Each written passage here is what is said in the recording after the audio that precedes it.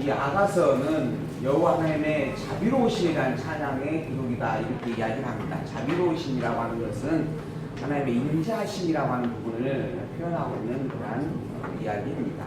하나님께서 은혜로우시고 긍휼을 베풀어 주시고 사랑을 베풀어 주신다 이렇게 이야기를 하고 있는 그런 부분입니다. 그래서 이 아가서를 이야기하면서 대부분 하나님의 사랑에 대한 이야기를 참 많이 하게 되어집니다. 하나님은 우리를 얼마나 사랑하고 있으며 그 사랑이 얼마나 크고 놀라운 것인가 라고 하는 이야기를 많이 하게 되어지죠. 근데 이러한 하나님의 사랑에 대한 부분에 있어서 우리가 가지고 있는 어떤 생각에 오해와 모순이 있다라고 하는 것을 우리가 좀 살펴볼 수가 있습니다. 아마 본문을 봐가면서 보통 우리가 이제 하나님의 사랑에 대하여서 내게 힘들고 어려운 것을 주지 아니하시고 내게 좋은 것만 주시는 하나님, 내게 기쁘고 즐겁고 행복만 주기를 원하시는 하나님, 내가 그것을 받지 못하고 누리지 못하고 또 그것을 멸시하고 그것을 버렸기 때문에 그것을 내가 갖지 못하는 것이지, 원래 하나님께서는 기쁘고 즐겁고 행복한 것만 주고 싶어 하신다라는 그런 부분으로 하나님의 사랑을 이야기를 합니다. 그래서 이제 자식이 부모에게 떡을 달라 하는데 누가 돌을 줄 것이며 또 고기를 달라 하는데 누가 뱀을 줄 부모가 있느냐, 하나님은 그런 분이시다 이러면서 하나님의 사랑이라고 하는 부분을 나에게 좋은 것을 주신다라는 의미로만 해석하고 바라보는 경향이 없지 않아 있습니다.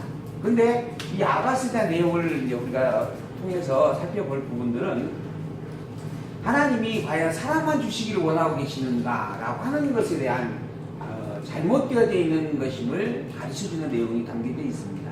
특히 이미 그것은 역사적인 사실 속에서 하나님께서 이스라엘 백성들을 향하여서 때로는 기쁨도 주시고 또 때로는 은혜 언약도 선포하시고 때로는 축복도 해주시지만 반대로 그 이스라엘 백성들의 율법을 통하여서 정죄하시고 그리고 책망하시고 또 시련과 권고와 아픔을 주시고 또 더 나아가서는 이렇게 아수르에게 짓밟힘을 당하기도 하시고 바벨론의 포로로 끌려가기도 하시고 또 애굽에서 400년이나 이방에 종살이 하는 그런 아픔을 겪기도 하셨다라고 하는 것을 우리는 역사서를 통해서 확인해 보았습니다. 그러므로 우리가 단순히 내게 어렵고 내게 아픔과 내게 나쁜 일들이 일어나는 것은 하나님의 섭리가 아니고 사단의 섭리다라고 하는 부분을 전제하고 하나님은 나에게 좋은 것만 주시려고 한다라고 하는 부분, 그래서 좋으신 하나님, 기쁘신 하나님, 행복의 하나님이라고 하는 노래를 부르는 것이 성경적으로 참 맞지 않는 일이다라고 하는 것을 우리가 살펴볼 수 있다라고 하는 것입니다. 이 아가서는 그러한 부분들을 다시 한번 분명하게 우리에게 이야기를 해주는 그러한 증거의 말씀이다라고 하는 것을 먼저 이야기를 드리면서 오늘 이 아가서 부분을 살펴보기를 소망을 합니다. 교재를 혹시 다 받으셨는지 모르겠습니다. 이 아가서 교재 새로 나왔어요. 이 앞전에 있던 교재보다 조금 더 적게 제가 뺐습니다. 이 앞전 교재가 생각보다 너무 컸어요. 그죠? 그래서 가방에 넣고 다니기가 어려우셔서 가방에 안 가지고 가시고 다 교회에다 놓고 다니시는 것 같아서 제가 이번에는 조금 더 적게 해봤어요. 아담하게 잘 나왔더라고요, 보니까. 그래가지고 이거는 이제 좀 가지고 가셔서 보시겠지 하는 소망을 담고 제가 해보았습니다.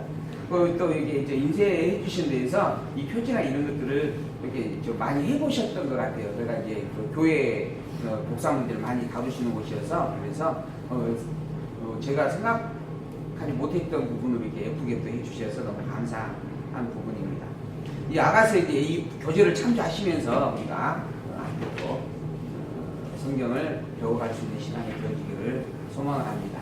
제1강 조건 없는 사랑의 언약이다 해가지고 본문 1장에서부터 5장 1절까지 말씀을 그 기준으로 놓고 우리가 살펴가게 되어질 것입니다.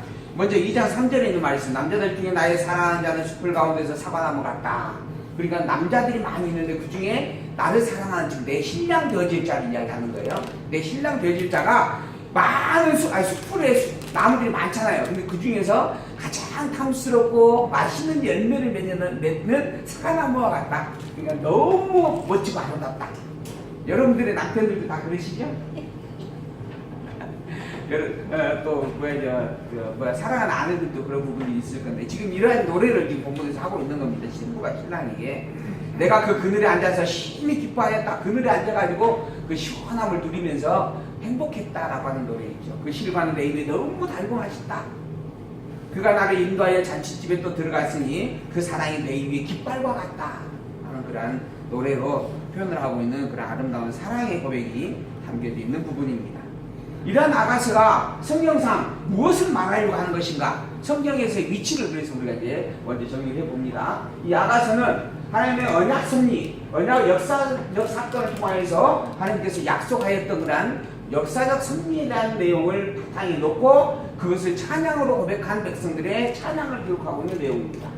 이 역사 섭리는 하나님께서 언약을 세우셨어요. 이 세상을 창조하셨고, 그리고 그곳에 아담이라고 하는 인간을 만드셨고, 그 아담에게 언약을 선포하셨고, 그리고 아담이 타락되어졌지만 그 이후에 또한 다시 한번 긍휼을 베풀어 주시고, 또 제2의 인류의 시조가 되어지는 노아를 통해서도 언약을 선포하시고, 그리고 이스라엘 열조인 아브라함을 부르셔가지고 아브라함에게 언약을 세워주셨다라고 하는 겁니다. 그 언약의 내용이 무엇이었는가? 그 언약의 내용이 무엇이었죠? 언약을 선포했어요. 언약 수립. 무슨 언약이었어요? 이 언약이 세 가지 언약이다 해서 우리가 3대 언약 그렇습니다. 내용이 뭐예요? 자손에 대한 생육번성, 그 다음에 땅을 주겠다라고 하는 언약, 그 다음에 통치를 이루겠다라고 하는 언약의 내용이었습니다. 이 세 가지의 내용이 담겨져 있는 언약을 아담과 노아와 아브라함에게 선포를 해주었던 내용들입니다. 그 내용이 바로 창세기 1장에서 36장까지 내용이다 하는 거죠. 그리고 난 다음에 이 언약을 그대로 이제 이루어 가시는 내용들이 기록이 되어집니다. 창세기 37장에서부터 민수기 3장까지는 자손이 생육번성을 했다라고 하는 것을 증거해준 내용입니다. 이 이스라엘 백성들이 아브라함을 부르시고 이 아브라함에게 민족을 이루어주겠다라고 약속을 하셨는데, 그 약속한 대로 이스라엘 백성들이 애굽에서 400년이라고 하는 시간 동안에 장정말 60만 명이라고 하는 그러한 대민족으로 생육번성했다라고 하는 증거의 내용입니다. 그래서 창세기 37장에서부터 민수기 3장까지를 한마디로 정리해봐라 하면 그 자손에 대한 생육번성을 증거한 내용이다, 이렇게 이야기할 수 있다는 거예요. 구체적으로 보면은 아브라함의 아들 이삭을 통해서 하나님께서 약속을 계승했고, 야곱을 부르시고 약속을 계승이었죠. 그리고 난 다음에 야곱에게 12아들을 주었습니다. 4명의 아내를 만나게 하고, 그리고 12명의 자녀를 낳게 했죠. 그리고 이 12명의 자녀를 이스라엘 12민족의 집합, 이스라엘 민족의 12지파가 되게 섭리하신다라고 하는 거죠. 언약을 선포하시고, 그리고 난 다음에 이 이스라엘 12지파의 후손들로 장정말 60만 명을 이루도록 400년 동안 애굽에서 섭리해 주셨다라고 하는 기록들입니다. 그리고 난 다음에 이 생육번성한 백성들이 이끌고 애굽에서 나오게 하셨고, 그리고 홍해를 건너게 하셨고, 그리고 광야에서 40년 동안 훈련을 시켰던 내용들, 그 내용들이 민수기 30장까지 기록이 되어져 있어요. 그래서 하나님이 당신의 백성으로 삼아주었던 그 자손들을 하나님을 섬기는 백성이 되어지도록 훈련까지 시켜내는 이야기가 기록이 되어져 있다 하는 겁니다. 그 내용들을 기록하고 있는 민수기 30장의 내용을 그래서 요약 정리하면, 그것은 자손을 생육번성하고 자손을 자손답게 키워나가시는 훈련에 대한 내용들이 담겨있다, 이렇게 이야기를 할 수 있는 겁니다. 그리고 난 다음에 민수기 31장부터 이야기가 진행되어진 내용을 보면, 그들을 이끌고 여호수아를 세우시고, 모세와 여호수아를 세우시고, 그리고 나서 가나안 땅으로 진군하게 합니다. 가나안 땅으로 들어가라 하는 것입니다. 왜 가나안 땅으로 들어가라 하시는가? 이미 아브라함에게 내가 약속한 땅이기 때문이다 라고 하는 거죠. 아브라함에게 이미 동서남북으로 걸어다니 보아라. 너의 발길이 닿는 모든 땅을 내가 너에게 주겠다. 너의 눈으로 보여지는 그 모든 땅들을 너에게 주겠다. 그 땅이 바로 가나안 땅이었습니다. 원래 아브라함은 어디에 살던 사람이었죠? 갈대아 우리에 살던 사람이에요. 그런 아브라함을 먼 곳에 살고 있는 지금은 나중에 말하는 바벨론 지역이에요. 그런 지역에 살고 있는 아브라함을 불러다가 가나안이라고 하는 아주 처음 접하는 땅입니다. 근데 그 땅에 딱 앉혀놓으시고는 이 앞에 동서남북으로 보여지는 모든 땅을 너에게 주겠다, 일방적으로 말씀하셨어요. 그래서 아브라함이 믿을 수가 없었습니다. 내가 그 약속이 이루어질 걸 어떻게 합니까? 그리고 무엇으로 그것을 믿을 수 있습니까? 도저히 믿기지가 않습니다. 그러자 하나님이 딱 그 증거를 보여주었죠. 그 증거의 내용이 뭔지 기억하십니까? 너의 자손들이 이방에서 400년 동안 객살이 할 것이다. 그 객살이가 400년이 차게 되어지면 돌아오게 할 것이다. 그게 증거다. 또 하나의 증거는 너 재단을 쌓아라. 내가 보여주겠다. 그리고 재단을 딱 쌓아놨어요. 그랬더니 하늘에서 불이 떨어져서 그 재단에 불이 활활 타올랐어요. 이게 증거들이었어요. 그러자 아브라함이 믿을 수밖에 없게 되어지는 거죠. 아하, 이 가나안 땅, 내가 지금 내 고향 친척을 다 버리고 외지인으로서 나그네로서 이 자리에 와 있는데 오히려 이 땅이 나에게 주시는 땅이구나. 그렇게 확인을 한 겁니다. 그 약속한 대로 이제 때가 되어지네. 이스라엘 백성들을 이끌어내셨고 그 가나안 땅으로 진군하도록 하십니다. 그래서 요단 동편 땅에 있는 이방 민족들을 정복하게 하시고, 그러고 나서 요단강을 건너게 하시고 요단 서편 땅까지 다 정복하도록 섭리해 가시죠. 그리고 또 아직 정복하지 못한 땅까지 다 첩자를 보내가지고 지도를 그려오게 해서 제비 뽑기로 너 다음에 이 땅 가져라, 너 다음에 저 땅 가져라 나눠주기까지 했어요. 그런 내용이 기록되어 있는 게 어디까지예요?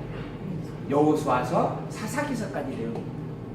그래서 사사기서까지 내용을 정리해보라, 한마디로 이야기해보라 그러면 하나님께서 약속하신 대로 두 번째 약속인 가나안 땅을 이루어 주신 일이다, 이렇게 이야기할 수 있는 거죠. 그렇게 약속의 땅 가나안 땅을 성취해 주었던 내용들이 사사기서까지 기록이 되어졌습니다. 그리고 난 다음에 사사기 다음에 룻기에서부터 이제 역사가 또 성경이 기록이 되어져 가잖아요. 구약 성경 순서 다 아시죠? 몰라요? 시간이 없지만 또 한번 우리 읽어볼까요? 구약 성경 창세기, 출애굽기, 레위기, 민수기, 신명기, 여호수아, 사사기, 여기 지금 나오는 내용들입니다. 그리고 난 다음에 룻기, 그리고 사무엘 상하, 열왕기 상하, 다음 뭐예요? 역대기 상하. 그 정도 하시면 돼요. 열왕기 상하, 역대기 상하, 에스라, 느헤미야, 에스더, 이게 지금 역사적 사건을 기록한 역사 섭리의 내용이다라고 하는 거죠. 그 섭리를 통한 하나님의 섭리의 내용 가운데 지금 세 번째, 그럼 통치원장을 이루셨다라고 하는 증거가 어디에 기록되어 있느냐? 어디에 기록되어 있어요? 룻기에서부터 에스더서에 기록이 되어 있다라고 하는 겁니다. 그리고 이 룻기에서 에스더까지 어떤 내용이냐? 느닷없이 하나님께서 다윗을 등장을 시키죠. 유다의 한 지파 가운데 있을 한 사람, 그래서 한 사람이 예루살렘에서 유다 땅에서 살 때 너무 퍽퍽하니까 모압 땅으로 이주를 했어요. 그러니까 모압 땅에 가서 모압 땅에서 기거하며 살다가 결국 그곳에서 제대로 살림을 지키지 못하고 망하게 되어졌습니다. 그 망하게 되어진 그곳에 그 아버지와 어머니가 두 명의 자녀였죠. 두 명의 자녀를 데리고 갔다가 결국은 아버지는 죽어버렸고, 이제 이 어머니가 두 자녀와 함께 사는데 거기서 이제 그 이방 여인을 데려다가 결혼을 시켰어요. 근데 결국 이 두 아들도 다 죽어버렸습니다. 그래서 이 엄마와 며느리 둘만 남아 있었어요. 그런데 도저히 그곳에서 이제 여인의 몸으로서 살기가 팍팍하고 나이는 점점 먹어가니까 어디가 생각났어요? 고향이 생각났어요. 그래서 고향을 향하여서 그리워하다가 이제 고향으로 돌아가야 되겠구나. 그래서 이제 두 며느리를 불러놓고, 야, 너희들은 원래 여기가 너희들이 집이니까 여기서 남아서 집으로 돌아가거라. 나는 내 고향으로 가련다. 그래도 이제 죽을 때 되어졌으니 내 집에 가서 내 고향에서 죽어야 되지 않겠냐. 그런 내용이 담겨 있다 할 거예요. 그렇게 해서 고향 땅으로 가겠다 그랬더니 한 며느리는 좋다고 집으로 돌아와 버렸고, 근데 한 며느리는 늙으신 어머니께서 어쩌 혼자 그 긴 여행을 하시겠습니까? 제가 보필하겠나이다. 그랬더니 아니라, 그러지 말아라. 그랬더니 하는 이야기 한마디 더 했죠. 당신이 믿는 하나님이고 내가 믿는 하나님입니다. 그러니 하나님을 바라보며 나도 가겠습니다. 그래서 이제 데리고 오게 되어졌다는 거죠. 그렇게 해서 유다 지파에 속하였던 한 여인이 결국은 이방인 여인을 데리고 돌아왔어요. 유다 땅으로. 그리고 돌아와가지고 유다 땅에서 사는 유다 지파의 보아스라고 하는 사람을 만나서 이 과부 되어진 며느리를 제가를 시켰어요. 그리고 제가한 이 사이에서 아이가 태어났어요. 그 아이의 아이가 이새였고 그 아이의 아이가 또 다윗이었다 하는 겁니다. 그래서 결국 이 다윗이라고 하는 자의 등장이 결국은 유다 지파의 사람의 혈통으로 등장이 되어졌다라고 하는 것. 그러한 부분을 보여주는 사건이 바로 룻기스의 내용입니다. 그렇게 해서 느닷없이 다윗이 등장을 했어요. 왜 유다 지파의 사람 다윗이 등장되어진 내용을 룻기스가 기록을 하고 있을까? 왜 그럴까요? 이렇게 불쌍한 부모님을 잘 보양하면 이렇게 크게 부자와 결혼할 수도 있고 복을 받는다. 그걸 보여주기 위해서 기록한 것인가? 그거하고 그런 거 굳이 유다 지파가 아니어도 되잖아요. 근데 유다 지파의 사람에 대한 이야기를 왜 그러면 기록을 했을까? 또 실제로 유다 지파의 이 한 사람이 유다 지파를 버리고 갔다라고 하는 부분의 사건을 보면 그 사람 혼자만 그런 일이 있었을까? 다른 지파 사람들은 그런 일 없었을까요? 그 당시 상황이 굉장히 각박하고 또 먹을 것이 없는 상황이었다라고 하는 부분이 우리가 전제가 된다면 다른 지파 사람들도 많이 그렇게 떠났다고 봐야 될 수 있는 거지. 근데 그 중에 하필 유다 지파의 이 한 사람만을 지목하여서 기록을 해주고 있는 거예요, 성경이. 그게 뜻이 있다라고 하는 거예요. 문제는 이제 이방의 애들이라고 부르지는 언제 해석을 했어요? 이방의 애들을 등장시켰을까요? 여기에 이 이방인이 하필이면 이 보아스는 유다 지파인데 하필은 여기에 있는 다윗을 낳게 되어진 이 혈통에 끼어드는 이 여인이 왜 이방 여인이었느냐 하는 이야기입니다. 이방에게도 구원을 베풀어 주신다라고 하는 이방의 구원의 메시지가 담겨져 있다. 대단하십니다. 그 깊은 그렇대요. 이방인을 포함시킨 부분이. 이 유다 지파가 이미 망해버렸잖아요. 유다 지파의 한 사람이 지금 암몬 모압 땅으로 가가지고 망해버린 거예요. 근데 망한 그 가족을, 그 가문을 하나님께서 다시, 이 보아스도 사실은 친족이잖아요. 그 가문이죠. 그 가문 속에서 다시 회복을 시켜주는 거죠. 회복을 시켜주는 섭리를 통하여서 하나님께서 구속해 주신다라고 하는 구속의 섭리를 담아주시고, 또 이방인을 보내준다라는 이방인 구원의 섭리를 담아주시고, 그리고 역사 속에서 하나님이 망할지라도 끊어지지 않게 하고 보호해 주신다라고 하는 하나님의 여호와 되심을 가르쳐 주신다. 이런 아주 깊은 뜻이 담겨 있어요.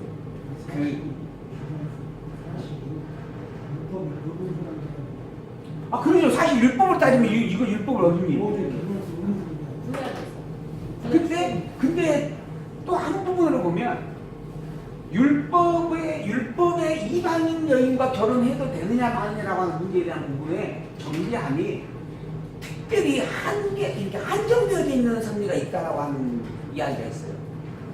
이건 조금 좀 넓어지는 부분이니까 다음에 차근차근 우리가 토요일에 또 보도록 하고. 근데 이제 보면은 다윗도 이방 여인을 취해오잖아요. 다윗의 부인이 이방 여인이 많아요. 근데 율법으로 정결되지 않아요. 근데 이제 나중에 에스라 네헤미야 에스라서 우리가 배웠지만은 거기에 이제 돌아왔을 때 그 백성들이 이방 여인과 많이 짝짝꿍하고 결혼하고 사는 부분들이 있었어요. 자연스도 낳고. 근데 거기에서도 특별히 제사장과 대제사장, 레위지파의 사람들을 율법으로 정죄를 해요. 그러니까 그 부분에 있어서 이방 여인은 무조건 안 된다. 이런 부분은 아니다라는 이야기를 하는 분이 계셔요. 이야기가 있더라고요. 근데 그거는 조금 많은 자료들을 좀 우리가 찾아보면서 비교해 볼 필요가 있는 부분이고, 어쨌든 이 룻기서의 이 룻기서가 몇 장이에요? 룻기서가 4장일 거예요, 아마 제 기억에는. 근데 이 4장밖에 안 되는 내용 속에 참으로 많은 하나님의 복음의 비밀이 담겨져 있는 부분이에요. 그러나 이 복음의 비밀 중에서 가장 중요한 비밀은 뭔가? 왕을 세워주겠다라고 하는 통치 언약을 이루고 있다 이거예요. 그래서 그 핵심은 룻기서의 1장에서부터 4장까지의 그 내용의 핵심적 단어를 하나 찾아내라 그러면 저는 다윗을 찾아낸다라고 하는 거예요. 이 다윗, 사실 거기에서 단 한 번 정도 기록이 될 거예요. 한 번. 마지막에 한 번 기록이 돼요. 근데 그 다윗이라는 이름 하나를 쓰기 위해서 룻기서가 기록이 됐다라고 하는 거죠. 이게 제가 룻기서를 보는 성경적 관점입니다. 거기에 유명한 인물들이 많이 나왔죠. 많이 있죠. 보아스도 있고, 또 뭐지 뭐죠? 그 부인 어머니도 있고, 또 룻도 있고 많이 있죠. 근데 어쨌든 그렇게 해서 다윗을 등장을 시키더니 그 다윗을 결국은 왕이 되게 하죠. 이스라엘 왕, 유다의 왕이 되게 했다가 다시 이스라엘 왕까지 되어지도록 전 이스라엘의 5년 통치자가 되도록 그래서 다윗 왕국을 이루어 주셨다라고 하는 겁니다. 이렇게 다윗 왕국을 이루어 주는 내용을 기록하고 있는 게 룻기에서부터 에스더까지 내용이에요. 근데 왜 그 내용을 기록했는가? 그 내용이 성경에 기록된 이유와 목적이 뭔가? 바로 통치 언약을 약속하신 대로 이루었다. 이걸 말해주고 이걸 확인해주기 위해서 기록했다라고 하는 겁니다. 이렇게 언약을 선포하신 하나님, 그리고 그 언약한 대로 이루어 주신 하나님, 그분을 뭐라 하느냐? 뭐라 한다고요? 그분을 여호와. 언약하시고 언약대로 이루시는 자, 영원 불변의 신실 자, 이런 뜻이에요. 이게 스스로 자정하시는 유일 자존자, 이게 여호와라는 이름의 뜻입니다. 언약하고 언약한 것을 그대로 이루는 능력을 가지신 전능자, 그리고 직접 그것을 이루는 주권자, 그리고 그것이 바로 영원하심으로 이루시는 섭리, 불변하심으로 이루시는 섭리. 그런 영원 불변의 신실하신 그분이 사실은 유일한 참 신이라고 하는 것이 신. 이 신이라고 하는 존재성이 바로 전능자예요. 주권자예요. 그리고 영원 불변자이다라고 하는 겁니다. 그래서 우리가 이 하나님이라고 하는 칭호는 사실은 영원한 진리이신, 그 영원한 존재이신 그분에게만 우리가 이렇게 칭할 수 있는 이름입니다. 하나님이라고 하는 칭호는. 근데 그 영원하신 그분은 사실은 한 분밖에 없어요. 그 영원한 진리 대신 이 모든 만물을 창조하신 그분 한 분만이 유일하게 스스로 자존하시는 분이었어요. 그리고 나머지 모든 것을 다 삐져냈어요. 그런 영원하신 하나님, 그 영원하신 존재, 그분을 우리가 하나님이라고 칭하는 거예요.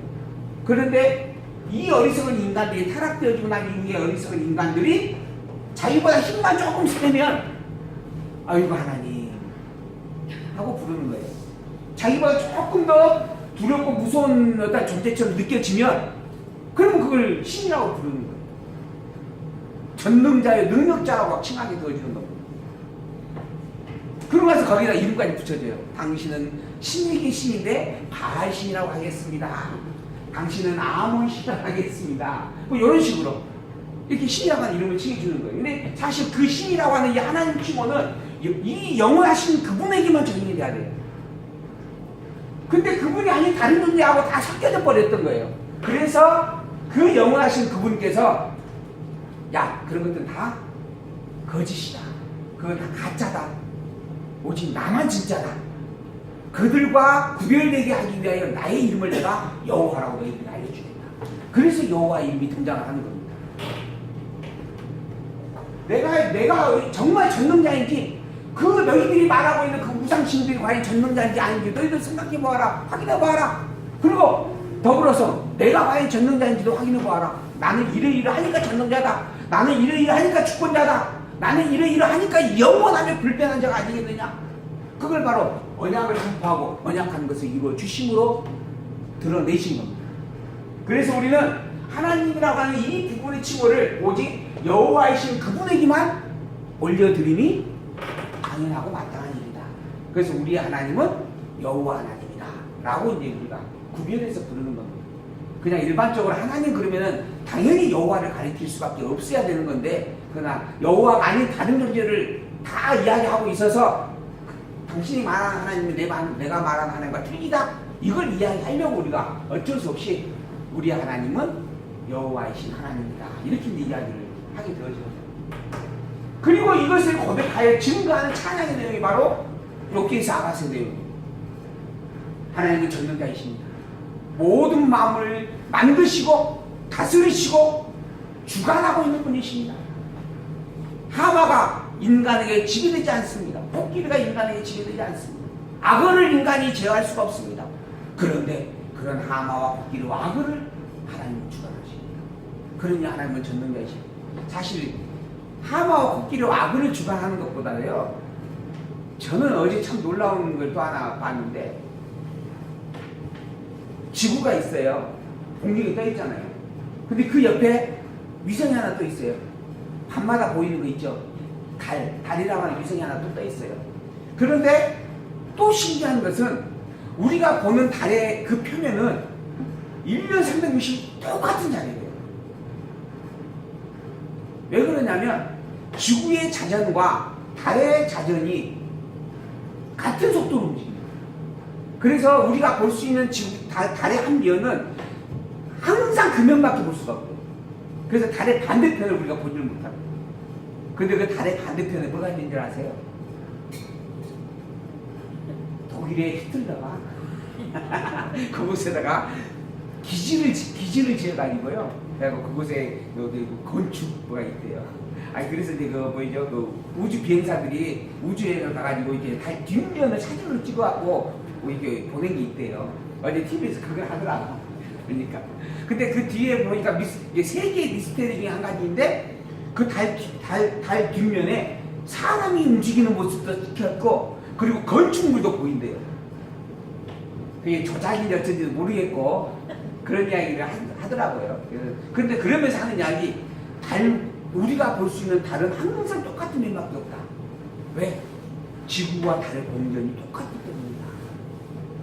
이 어마어마한 공중에서 이 어마어마한 그 지구 덩어리가 움직이고 달 덩어리가 움직이는데 그 시간까지 동일하게.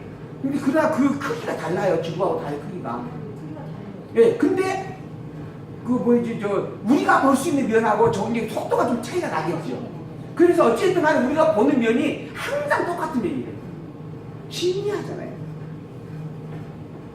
뭐 그건 과학자가 더 잘 설명해 줄 텐데, 제가 이제 들은 바람으로만 이런 능력. 근데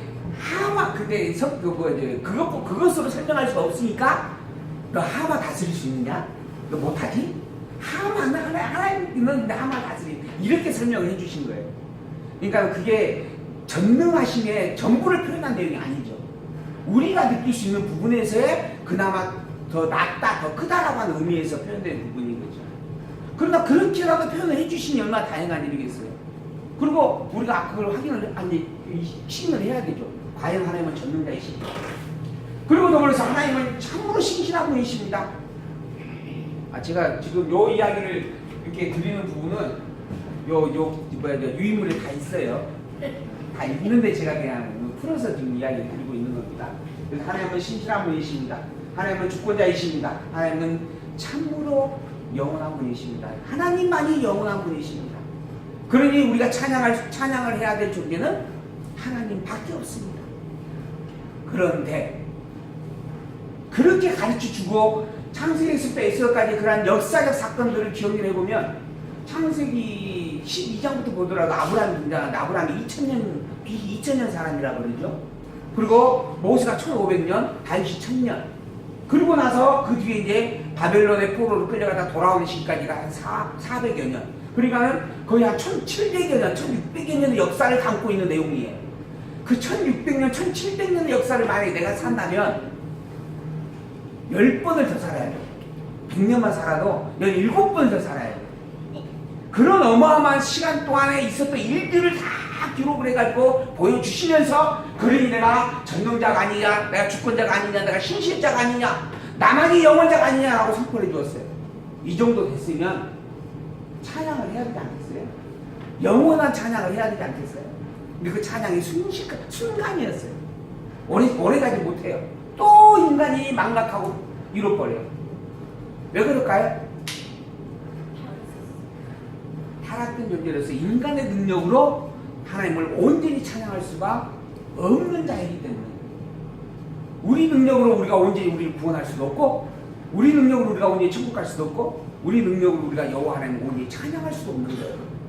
이러한 찬양을 해야 된다고 이야기를 하고 그걸 끊임없이 가르쳐 주었지만은, 우리 보고 너 그거 가르쳤으니까 가르친 대로 다 하면 돼 라고 하는 말이 아닌 거예요. 너 해봤지? 되든 안 되든? 안 되지? 불가능하지? 그래서 하나님이 직접 오신 거예요. 그 직접 오신 그분이 바로 예수 그리스도예요. 하나님께서 너의 힘으로 너의 능력으로 나 찬양할 수 없다. 나를 온전히 할 수가 없다.